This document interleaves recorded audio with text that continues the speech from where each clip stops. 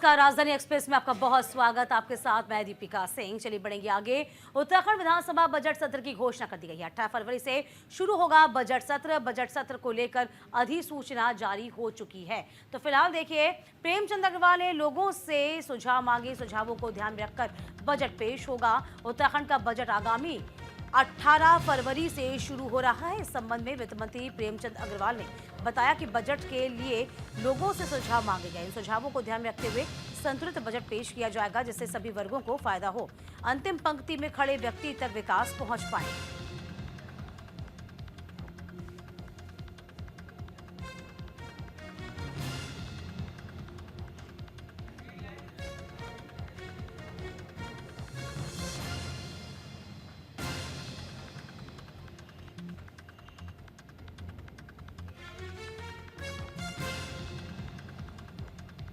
तो उत्तराखंड में बजट सत्र है। 18 फरवरी से शुरू होगा बजट सत्र। बजट सत्र के पहले दिन होगा राज्यपाल का अभिभाषण। 19 फरवरी को होगा धन्यवाद प्रस्ताव पर चर्चा। 21 फरवरी को बजट पर चर्चा होगी। 22 और 23 फरवरी को अवकाश रहेगा। 24 फरवरी को बजट पारित किया जाएगा। राज्य में बजट सत्र काफी गहमा गहमी भरा हो सकता है। बजट सत्र में कई विधेयक पेश किए जाएंगे। भू कानून समेत कई अहम मुद्दों पर चर्चा भी होगी। तो उत्तराखंड के वित्त मंत्री प्रेमचंद अग्रवाल ने लोगों से इस बाबत सुझाव मांगे। सुझावों को ख्याल में रखकर बजट पेश किया जाएगा। तो फिलहाल देखिए, बजट को पेश करने के लिए लोगों से सुझाव मांगे जा रहे हैं। सुझाव ले रहे हैं, इनको संकलित करके फिर हम बजट में क्या अच्छा हो सकता है उसको हम उसमें रखेंगे। और वैसे भी हमारी तैयारी है।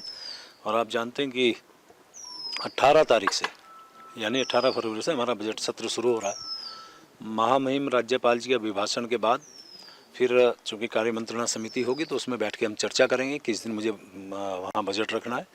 तो एक अच्छा बजट एक सभी प्रदेशवासियों के हित में और पूरे प्रदेश के सर्वांगीण विकास के लिए हम बजट प्रस्तुत। और तमाम जानकारी के साथ हमारे सहयोगी अनुज अवस्थी इस पूरी खबर पर नजर बनाए हुए हैं। अनुज, देखिए 18 फरवरी से बजट सत्र हो रहा है शुरू। प्रेमचंद अग्रवाल ने लोगों से सुझाव मांगे, यानी कि लोगों से सुझाव मांगते हुए क्या समझा जाए कि लोगों के अनुकूल ये बजट बनाने की कोशिश की जा रही है। फिलहाल क्या कुछ चल रहा है, जरा जानकारी दीजिए अनुज। बिल्कुल दीपिका, 18 फरवरी से उत्तराखंड का बजट सत्र शुरुआत होने वाली है और 18 फरवरी को राज्यपाल का अभिभाषण होगा। अभिभाषण होने के बाद अगले दिन बजट सत्र चालू शुरुआत होगी। उसमें बजट जो है वित्त मंत्री प्रेमचंद अग्रवाल और मुख्यमंत्री पुष्कर सिंह धामी दोनों लोग बजट को विधानसभा के पटल पर रखेंगे, जिसमें नियम 56 के तहत उसमें चर्चा की जाएगी। चर्चा होने के बाद वो बजट पारित किया जाएगा। चूंकि वित्त मंत्री प्रेमचंद अग्रवाल ने बताया कि जो ये बजट है ये आम लोगों से राय मशवरा करके ही लिया जा रहा है। चाहे वो युवा वर्ग, चाहे वो बुजुर्ग वर्ग, चाहे वो महिलाएं हो, चाहे वो जो युवा उद्यमी हो, उनको उन तमाम जो लोग हैं उत्तराखंड के जो उद्यमी हैं उनको ध्यान में रख करके ये बजट पारित किया जा रहा है। तो उत्तराखंड के लिहाज से ये बजट काफी अच्छा है, क्योंकि कई ऐसे पॉइंट्स हैं जिसमें बजट अगर आएगा, जैसे स्वावलंबी बनने को लेकर के, क्योंकि लगातार सरकार जो उत्तराखंड के उत्पाद हैं उनको बाहर बढ़ावा दे रही है। तो इसी की तर्ज पे जो स्वयंसेवी संस्थाएं हैं वो कैसे आगे बढ़ सके, उनमें कैसे प्रेरणा मिल सके, उनको उनके लिए बजट जारी किया जा रहा है। तो कई लोगों से राय मशवरा की जा रही है। जो समाज सेवी संस्थाएं हैं उनसे राय मशवरा की जा रही है कि बजट में क्या क्या चीजें होनी चाहिए। तो 18 तारीख से ये बजट पेश किया जाएगा। राज्यपाल का अभिभाषण होने के बाद करीब 4 दिन का ये सत्र चलेगा, जिसमें विपक्ष इस बार फिर से जो है दीपिका हंगामा करने की कोशिश करेगा, क्योंकि कई ऐसे मुद्दे हैं। विपक्ष का ये कहना है कि सरकार ने ग्रीष्मकालीन जो राजधानी है वो गैरसैंण बनाई है, तो आखिर वहां पे सत्र क्यों नहीं करा रही है, राजधानी देहरादून में क्यों सत्र करा रही है विधानसभा में।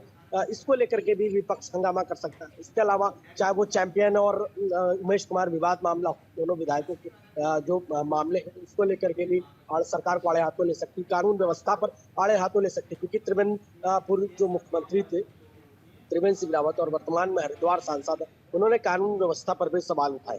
तो विपक्ष उसको भी घेर सकता है। अंकिता भंडारी हत्याकांड, बेरोजगारी हो, चीनी मिल में गन्ना किसानों को जो है उचित मूल्य न मिलना, ये तमाम जो मुद्दे हैं ये विपक्ष उठा सकता है।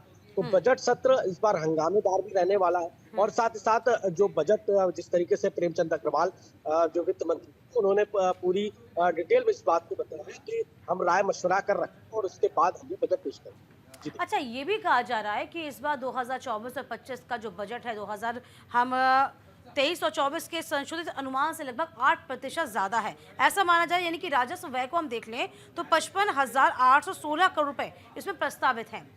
तो इसके अंदर जो प्रस्तावित है उसमें क्या क्या चीज़ शुमार की जाएगी? जो सूचना है वो कहीं ना कहीं ये भी है कि अनुदान हो गया, पेंशन ब्याज हो गया और सब्सिडी हो गया, ये व्यय इसमें शामिल होंगे। तो कुछ अलग से एडिशनल आपको समझ में आ पा रहा है इस बजट में रखा जा सकता है?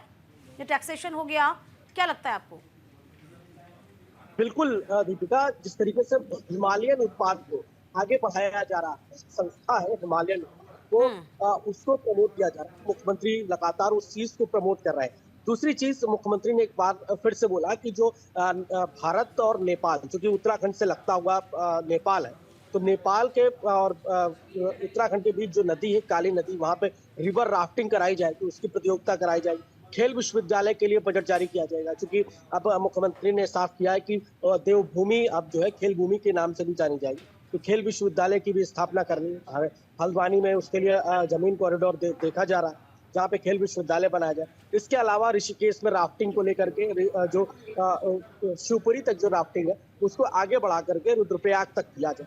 इसके अलावा रुद्रप्रयाग में भी जो है आयुर्वेदिक विश्वविद्यालय, राजधानी देहरादून में जो कैंसर विश्वविद्यालय बन रहा है उसको लेकर के, और जगह जगह हर डिस्ट्रिक्ट में जो कि 13 डिस्ट्रिक्ट है वहाँ पे कैंसर इंस्टीट्यूट बनाने की जो योजना है, ये जो इस पे जो बजट है, ये बजट उस पे जाएगा, जो कि अलग अलग प्रकार के जो निवेश है जो हो रहे हैं, जो एक्स्ट्रा ऑर्डिनरी निवेश है, उस पे ये बजट जाएगा और जो उत्तराखंड के जो युवा है उनको रोजगार मिलेगा। इसके अलावा कई जो ऐसे डिपार्टमेंट्स हैं, उन डिपार्टमेंटों में जो वैकेंसीज हैं उसको निकाला जाएगा और निकाल करके जो युवा है वो उसको भर सकते हैं और रोजगार पा सकते हैं। अच्छा, ये तो भी मुख्यमंत्री कहा जा रहा है, मैं आपको रोकना चाह रही हूँ यहाँ पे, कि वित्त विभाग ने बजट खर्च की जो समीक्षा है वो करना शुरू कर दी है। इट मीन्स कि उन विभागों पर टेढ़ी नजर रखी जा रही है जो अपने आवंटित बजट को खर्च करने में फिसड्डी साबित हो रहे हैं। तो ये आगे कोशिश की जाएगी कि उनको इतना जो बजट है यानी कि इतना व्यय है उनको ध्यान दिया जाए, उनका कट ऑफ किया जाए। तो यहाँ पर विभागों को भी समझना पड़ेगा, उन पर भी नजर है सरकार की।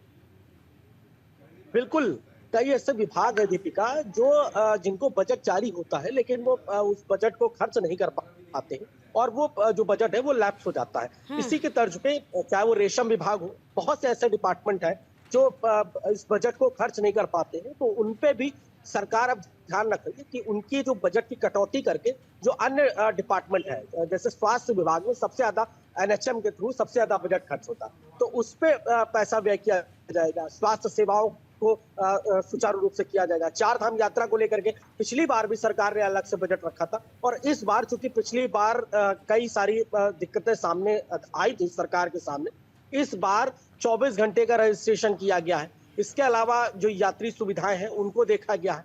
बॉटल्स, जो आप अगर पानी की बॉटल खरीदते हैं तो उसमें अगर एक्सपायरी डेट या रेट ज्यादा ले रहे हैं तो उसके खिलाफ कार्यवाही की जाएगी। तो ये इन सब चीजों के लिए बजट रखा गया। इसके अलावा राज्य संपत्ति विभाग के द्वारा जो सरकारी गेस्ट हाउसेज है उनका सुदृढ़ीकरण किया जाएगा। पीडब्ल्यूडी विभाग के जो गेस्ट हाउसेज है उनका सुदृढ़ीकरण किया जाएगा कि राज्य में अगर कोई टूरिस्ट आता है तो वो अगर सरकारी गेस्ट हाउसेज लेता है तो उसको अच्छी सुविधाएं मिल सके, प्राइवेट से अच्छी सुविधाएं सरकारी में मिल सके। राजधानी देहरादून का जो दून हॉस्पिटल है उसमें सबसे, चूंकि गढ़वाल की जो नींव है वो दून हॉस्पिटल है और कुमाऊं की जो नींव है वो हल्द्वानी का सुशीला तिवारी हॉस्पिटल है। इन दोनों अस्पतालों को जो है बेहतर इलाज के लिए बनाया जाएगा। केदारनाथ बद्रीनाथ में हॉस्पिटल्स की व्यवस्था की जा रही है जहाँ पे तत्काल रूप से अगर किसी को कोई डिसीज है तो उसका इलाज, उसको प्राथमिक उपचार मिल सके। तो ये तमाम चीजों को लेकर के बजट जो आवंटित है वो किया जाएगा और कई विभागों से बजट को काटा जाएगा कि वहां पे अगर वो लैप्स हो रहा है और कई सालों से लैप्स हो रहा है तो अगर लैप्स हो रहा है तो वहां से उसको काट करके दूसरे विभागों में उस बजट को शामिल किया जाए। बिल्कुल अनुज, आप मेरे साथ बने रहिएगा। अगली खबर का भी रुख कर लेते हैं। उत्तराखंड में 38वां राष्ट्रीय खेल जारी है। टनकपुर में राफ्टिंग डेमो प्रतियोगिता का आयोजन किया गया है। सीएम धामी बतौर मुख्य अतिथि इसमें शामिल हुए। राफ्टिंग डेमो प्रतियोगिता में कर्नाटक टीम का जलवा बरकरार रखा। कर्नाटक की महिला और पुरुष टीम ने मेडल जीता है। उत्तराखंड की महिला टीम ने सिल्वर मेडल जीता। तो टनकपुर में 38वें राष्ट्रीय खेल आयोजन के अंतर्गत चल रहे राष्ट्रीय डेमो प्रतियोगिता में कर्नाटक टीम के नाम रहा। कर्नाटक की महिला पुरुष में मिक्स्ड टीम ने 2 दिनों में 5 गोल्ड समेत कुल 6 पदकों पर कब्जा जमाया। वहीं उत्तराखंड की महिला टीम ने दूसरे दिन भी सलालम इवेंट के अंतर्गत सिल्वर मेडल जीतकर उत्तराखंड का नाम रोशन किया। वहीं प्रदेश के मुख्यमंत्री पुष्कर सिंह धामी टनकपुर राफ्टिंग डेमो प्रतियोगिता में बतौर मुख्यमंत्री शामिल हुए हैं और खिलाड़ियों का उत्साहवर्धन करते हुए नजर आए हैं।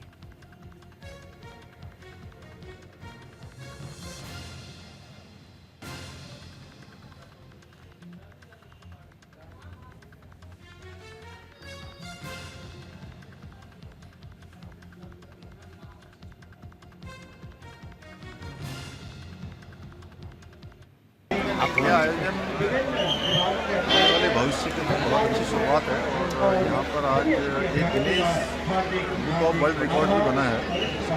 राफ्टिंग की और कैनोइंग की प्रतियोगिता है वो रात में संपन्न हुई और आने वाले समय में ये टनकपुर का ये जून का ये क्षेत्र राफ्टिंग के क्षेत्र में एक बड़े डेस्टिनेशन के रूप में स्थापित होगा और आज ये पूरे देश के सामने दुनिया के सामने आ गया है और इसके विकसित होने से इस क्षेत्र में अनेक प्रकार की संभावनाएं आने वाले समय में होंगी।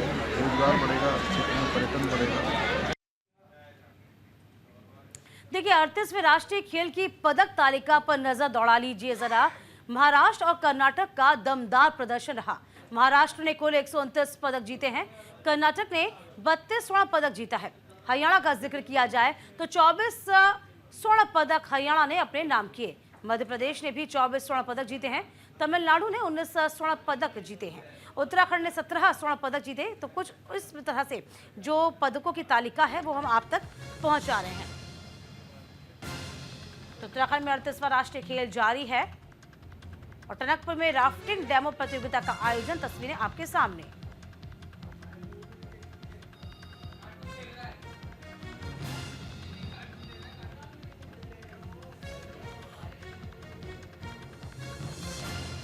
तो फिलहाल उत्तराखंड में राष्ट्रीय खेलों का दौर लगातार जारी। राफ्टिंग डेमो प्रतियोगिता का आयोजन किया गया।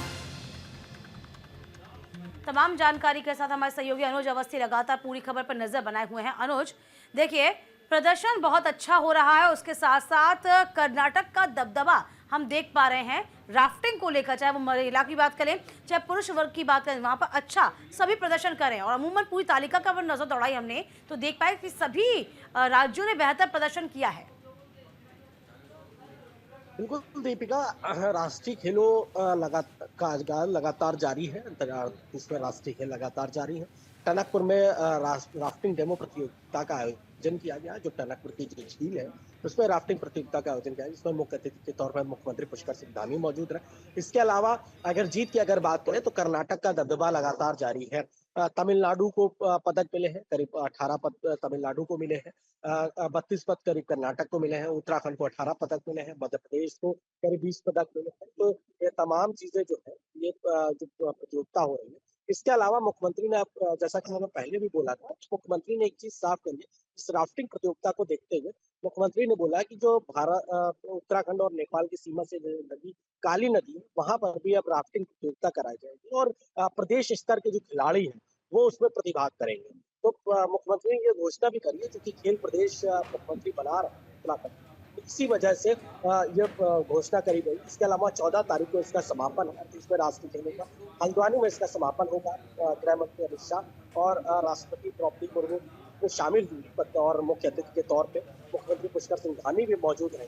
तो पुरुष वर्ग और महिला वर्ग की इस बार जो है महिलाओं ने बाजी मारी। हर जगह महिलाओं का ही डंका बज रहा है, तो महिलाओं ने इस बार फिर से एक बार बाजी मारी और खेल मंत्री रेखा आर्या ने भी, जिनको स्वर्ण पदक मिले, तो सबको बधाई दी। चाहे वो उत्तराखंड स्टेट हो, चाहे वो कर्नाटक हो, चाहे वो तमिलनाडु, चाहे वो मध्य प्रदेश हो, चाहे वो उत्तर प्रदेश हो, चाहे वो हरियाणा हो, चाहे वो पंजाब हो, तमाम जो भी स्टेट जिन खिलाड़ियों ने प्रतिभा किया और जिन्होंने मेडल पाया वो सब शाबाशी के हकदार। और खेल मंत्री लेखा आर्या लगातार खेलों को बढ़ावा देने के लिए लगातार आगे बढ़ रही है। और जितना भी, चूंकि अभी राफ्टिंग है, इसके अलावा शतरंज प्रतियोगिता है, इसके अलावा शूटिंग प्रतियोगिता है, क्योंकि इस बार जो भी आयोजन किए गए उसमें कई ऐसी टेक्निक्स अपनाई गई जिससे जो है एक तुरंत पता लगाया जा सके कि खिलाड़ी ने कितना अपना ऑब्जर्व किया है, या खिलाड़ी ने किस किस पॉइंट पे कहाँ कहाँ पे अपनी अपनी चीजें दर्ज करी। तो हाईटेक तकनीकी है और इसी की तर्ज पे अब हल्द्वानी में 14 तारीख को इसका समापन। चलिए, बहुत शुक्रिया अनुज आपका तमाम जानकारी देने के लिए। तो देखिए, खेल की भावना और किस तरीके से विकसित हो रही है, ये साफ तौर पर बानगी इस वक्त उत्तराखंड में हम देख पा रहे हैं। चलिए आगे बढ़ेंगे, बात होगी मैंगलोर की। मंगलौर में यूसीसी कानून का विरोध हो रहा है। देखिए, यूसीसी के खिलाफ यूकेडी का प्रदर्शन है। कानून के विरोध में निकाला गया है पैदल मार्च। यूकेडी के नेताओं ने आरोप लगाया है यूसीसी के कुछ प्रावधान है संस्कृति के खिलाफ, लिव इन रिलेशनशिप के खिलाफ यूकेडी है। तो फिलहाल मंगलौर में सामान्य नागरिक संहिता यूसीसी कानून में शामिल किए गए कुछ प्रावधानों के विरोध में उत्तराखंड क्रांति दल ने रैली मंगरौल नारसन बॉर्डर से पैदल यात्रा निकालकर अपना विरोध प्रदर्शन किया। उक्रांत नेताओं ने आरोप लगाया कि यूसीसी के कुछ प्रावधान देवभूमि की संस्कृति के खिलाफ हैं। इसमें लिव इन रिलेशन को सरकार ने कानूनी मान्यता दी। उन्होंने कहा कि उत्तराखंड में 1 वर्ष के निवास के आधार पर अस्थायी निवास प्रमाण पत्र प्रदान करने की व्यवस्था से मूल निवासियों के अधिकारों पर प्रतिकूल प्रभाव पड़ेगा। उक्रांत के केंद्रीय संरक्षक सुरेंद्र कुकरेती ने कहा कि समान नागरिक संहिता के अंतर्गत लिव इन रिलेशन को सरकार ने कानूनी मान्यता दी, जो निंदनीय है। उन्होंने आरोप लगाया कि सरकार अपराध भ्रष्टाचार को संरक्षण देने के साथ अब हमारे संस्कारों पर प्रहार कर रही है। इसे यूसीसी के भाग 3 सहवासी संबंध वाले अध्याय को जल्द हटा जाना चाहिए।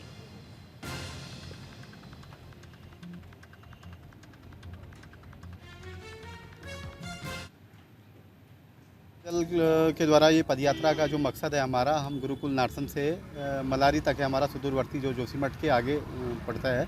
हमारी इस पदयात्रा का मकसद है कि जिस प्रकार से धामी सरकार ने उत्तराखंड की जनता पर जो काला कानून यूसीसी थोपने का कार्य किया, आपने देखा होगा कि कुछ दिन पहले मोदी जी देहरादून आए थे, यहाँ पर राष्ट्रीय खेलों का आयोजन था। तो उस समय जहाँ एक और जनता जो है उनसे बड़ी बड़ी आशाएं कर रही थी, मूल निवास और भू कानून लागू करने की बात कर रही थी, लेकिन उसकी दूसरी तरफ इन्होंने यहाँ पर यूसीसी जैसा कानून लगाकर कहीं ना कहीं उत्तराखंड को अपनी प्रयोगशाला का राज्य बना दिया है। यूसीसी में जो हमारा क्लॉज है, पहला क्लॉज की बात करें तो इसमें लिव इन रिलेशनशिप का है। एक तरफ हमारे माननीय प्रधानमंत्री जी और धामी जी सनातन संस्कृति की बात करते हैं, हिंदू विवाह में जो 16 संस्कार होते हैं उसकी बात करते हैं, लेकिन इस प्रकार की संस्कृति से कहीं ना कहीं जो हमारा एक सामाजिक ताना बाना है, हमारी संस्कृति है, ये प्रभावित होगी। चाइनीज मांझे से पक्षियों को बड़ा खतरा है। 10 से ज्यादा पक्षी मांझे से घायल हैं। वन विभाग ने घायल पक्षियों को उनका रेस्क्यू किया। गिद्ध हैं, बाज हैं, बगुले हैं, चाइनीज मांझे से घायल हुए हैं। वन विभाग ने मांझे को नष्ट करने के निर्देश दिए हैं। चाइनीज मांझे के खिलाफ लगातार अभियान जारी है। तो फिलहाल देखिए, हरिद्वार में चाइनीज मांझे से पतंगबाजी का शौक बेजुबान पक्षियों की जान पर भारी पड़ रहा है। इस साल चाइनीज मांझे से घायल होने के 10 से ज्यादा मामले आ चुके हैं सामने। वन विभाग की टीम ने घायल पक्षियों का रेस्क्यू कर उनकी जान बचाई। इन पक्षियों में गिद्ध, बाज, कबूतर, बगुले जैसे पक्षियों के अलावा विदेशी पक्षी भी शामिल हैं। वन विभाग की ओर से कर्मचारियों को कहीं भी चाइनीज मांझा नजर आने पर उसे नष्ट करने के निर्देश दिए गए। वहीं प्रतिबंध होने के बावजूद भी चाइनीज मांझे का लगातार इस्तेमाल हो रहा है। ज्वालापुर और कनखल क्षेत्र में चाइनीज मांझे पर पुलिस प्रशासन की ओर से कार्रवाई की गई। 2 दुकानदारों पर मामला दर्ज भी किया गया। साथ ही भारी मात्रा में स्टॉक को भी नष्ट किया गया है। हालांकि चाइनीज मांझे की बिक्री, उसका इस्तेमाल पूरी तरीके से बंद नहीं हो पाया। लगातार सूचनाएं मिल रही हैं और कई पक्षियों को हमारे द्वारा रेस्क्यू भी करा गया है। कुछ पक्षी जो थे क्रिटिकली जो थे इंजर्ड थे, उन्हें हमारे द्वारा रेस्क्यू सेंटर भेजा गया। जो थोड़ा ठीक कंडीशन में थे उनको प्राथमिक उपचार देने के बाद वाइल्ड में हमारे द्वारा छोड़ दिया गया। इसमें हमारे द्वारा विशेष जो है टीमों को, हमारे जो स्टाफ है उन्हें निर्देश दिए गए हैं कि जंगल क्षेत्र में जब भी वो गश्त पे रहें, जहाँ भी उन्हें चाइनीज़ मांझा दिखाई दे लटका हुआ, उसे काट के उसे साइड में ले जाके जला दें, उसे नष्ट कर दें। और यही अपील मैं लोगों से भी करता हूँ, अगर अपने आसपास कहीं पे चाइनीज़ मांझा ऐसे लटका देखें या कुछ भी देखें तो उसे निकाल के उसे नष्ट कर दें। इधर विकास नगर से बड़ी खबर है। मसूरी देहरादून विकास प्राधिकरण की कार्रवाई हुई है। अवैध प्लांटिंग पर गर्जा है बुलडोजर। एई अभिषेक भारद्वाज के नेतृत्व में कार्रवाई हुई है। मौके पर जेई सुपरवाइजर समेत पुलिस मौजूद है। तो विकास नगर के अवैध प्लांटिंग पर कार्रवाई करते हुए मैसूरी देहरादून विकास प्राधिकरण के भाऊवाला के राम सावाल गांव में ब्रह्म सिंह नाम व्यक्ति के द्वारा की जा रही 15 बीघा अवैध प्लॉटिंग को ध्वस्त किया गया। यहां कार्रवाई उप जिला अधिकारी विकास नगर के निर्देश भी हुई। इस कार्रवाई के नेतृत्व में एई अभिषेक भारद्वाज ने किया है। वहीं ध्वस्तीकरण के मौके पर जेई सुपरवाइजर समेत पुलिस फोर्स मौके पर मौजूद रहे।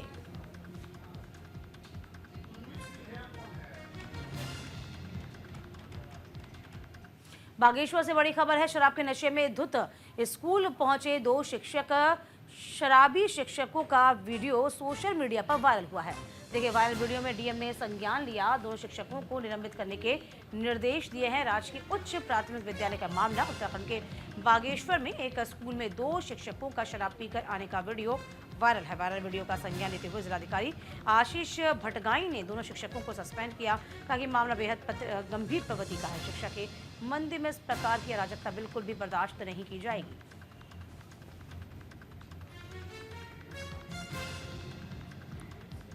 इधर रुड़की में भीषण सड़क हादसा हुआ है। डंपर ने बाइक को जबरदस्त टक्कर मारी। हादसे में बाइक सवार महिला घायल हुई है। इमली खेड़ा थाना क्षेत्र का पूरा मामला बताया जा रहा है। तो रुड़की के पिरानी करियर थाना क्षेत्र के इमली खेड़ा में पीर बाबा के पास तेज रफ्तार खनन के डंपर ने एक मोटरसाइकिल को टक्कर मारी। मोटरसाइकिल पर सवार महिला एडवोकेट को गंभीर चोट आई। हादसे की सूचना मिलते ही इमली खेड़ा चौकी पुलिस मौके पर पहुंची और घायल महिला को अस्पताल पहुंचाया। डंपर को कब्जे में लिया। वहीं हादसे में बाइक पूरी तरीके से क्षतिग्रस्त हो गई।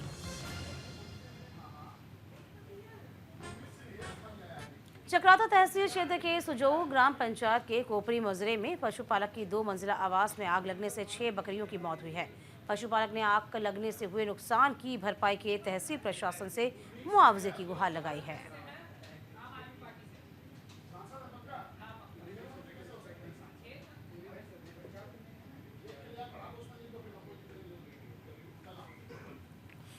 और इसी के साथ राजधानी एक्सप्रेस में अभी के लिए बस इतना ही। हमें दीजिए इजाजत। नमस्कार।